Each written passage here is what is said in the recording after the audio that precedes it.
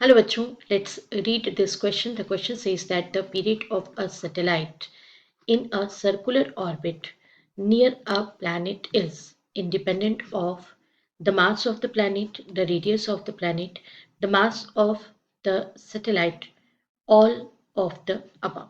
We have to choose the correct option. आइए बच्चों discuss करते हैं की कंसेप्ट। स्टूडेंट, ये हमारा जो क्वेश्चन है वो टाइम पीरियड ऑफ सैटेलाइट से कनेक्टेड है।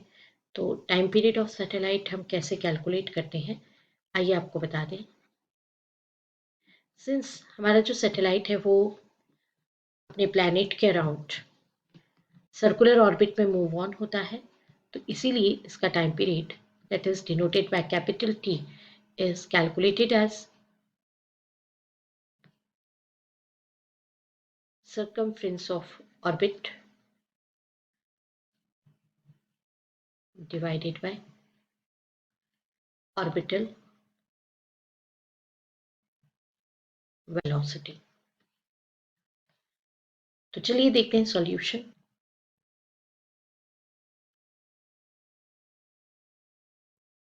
अब जैसा हमने आपको बताया कि सपोज हमारा जो सैटेलाइट है वो अर्थ के अराउंड अपने सर्कुलर ऑर्बिट में मूव ऑन हो रहा है।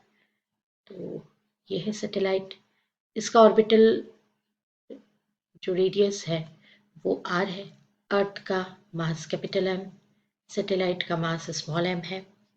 तो देन टी आप कैलकुलेट करेंगे circumference of orbit that is 2πr divided by orbital velocity. Orbital velocity होता है root of G M by are.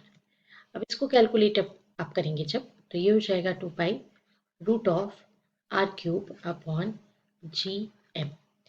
तो नाउ टी किस पर डिपेंड कर रहा है, तो T depends on,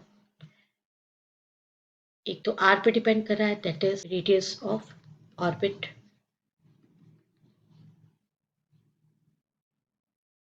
capital M पे डिपेंड कर रहा है that is mass of earth, क्योंकि ये उसका प्लेनेट है दैट इज प्लेनेट, एंड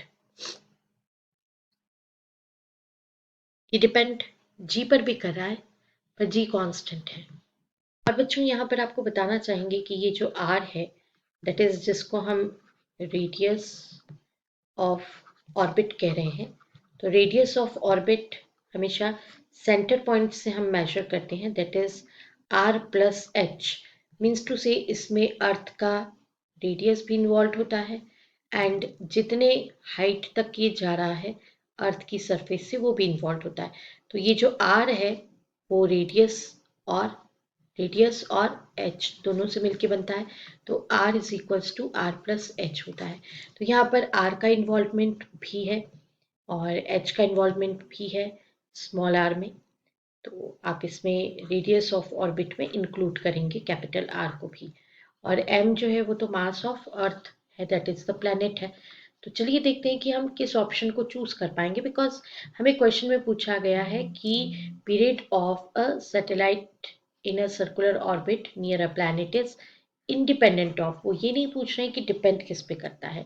तो इंडिपेंडेंट ऑफ ओनली हमें सी ऑप्शन करेक्ट लग रहा है the mass of the satellite, क्योंकि यहाँ पर इस एक्सप्रेशन में मास ऑफ सैटेलाइट इंक्लूडेड नहीं है। This is the right option. I hope you understood it well. Best of luck. Thank you.